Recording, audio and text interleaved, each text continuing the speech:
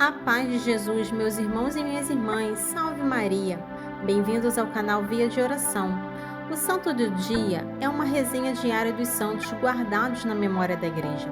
Eles são os verdadeiros discípulos de Nosso Senhor Jesus Cristo. As vidas desses homens e mulheres são a doutrina e os ensinamentos da Santa Igreja. 5 de agosto.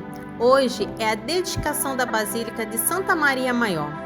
A Igreja Católica celebra neste dia a festa anual da dedicação de uma igreja muito notável em Roma, chamada Santa Maria das Neves, ou Santa Maria da Neve, ou Santa Maria Maior. Vamos conhecer um pouco da dedicação dessa basílica. A origem desta igreja é como segue. No meio do quarto século, na época do Papa Libério, residia em Roma um nobre chamado João. Apesar de rico em bens temporais, era ainda mais rico naqueles que não são deste mundo, e sua esposa era igual em nascimento, de riquezas e virtudes. Ambos haviam se casado há muitos anos sem terem sido abençoados com filhos, embora muitas vezes tivessem pedido a Deus por eles.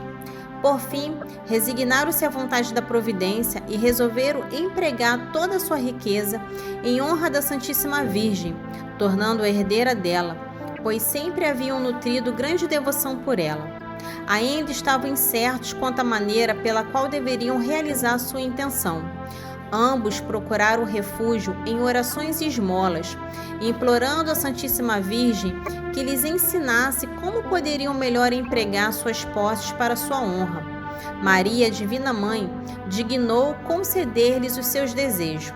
Aparecendo aos dois durante a noite, disse-lhes que fossem no dia seguinte, que era o 5º deste mês, ao Monte Esquilino em Roma, e que construíssem uma igreja em sua honra, no local que encontrassem coberto de neve.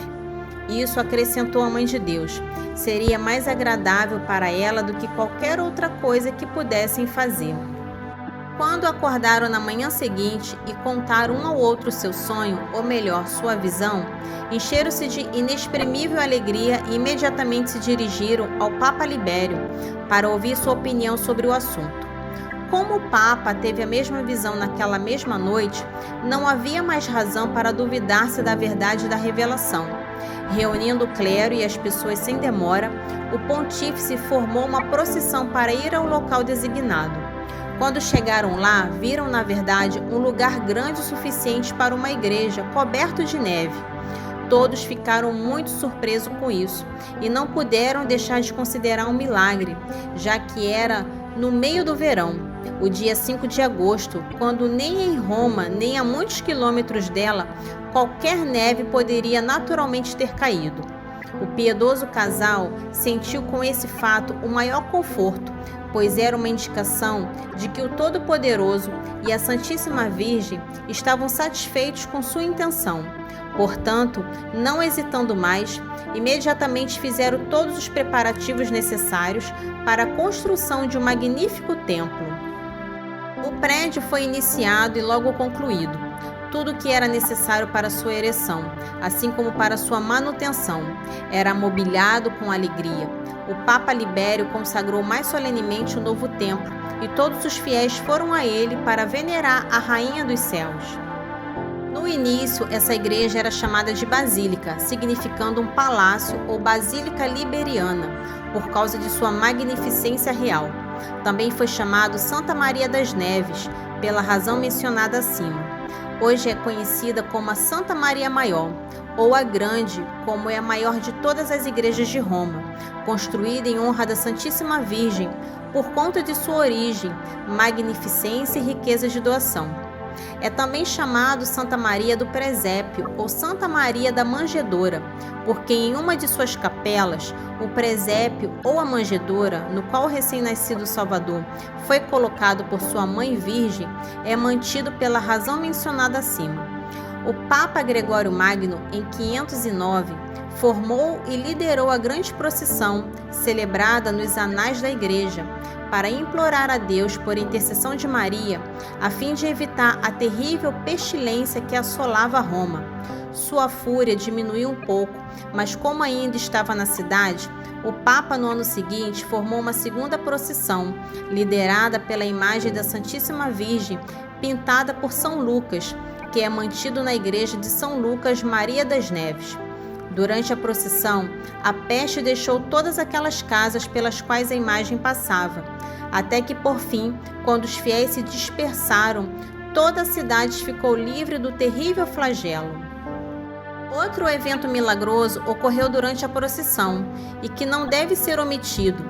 Anjos foram ouvindo cantando: Alegra-te, ó Rainha dos céus, aleluia.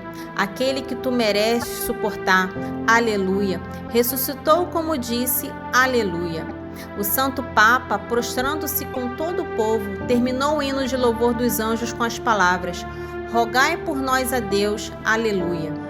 Quando a procissão chegou ao mausoléu, ao sepulcro de Santo Adriano Mártir, o Papa viu em seu cume um anjo embainhando sua espada, como um sinal de que a ira de Deus Todo-Poderoso foi aplacada pela intercessão de Maria e que a peste que por tanto tempo devastara a cidade desapareceria.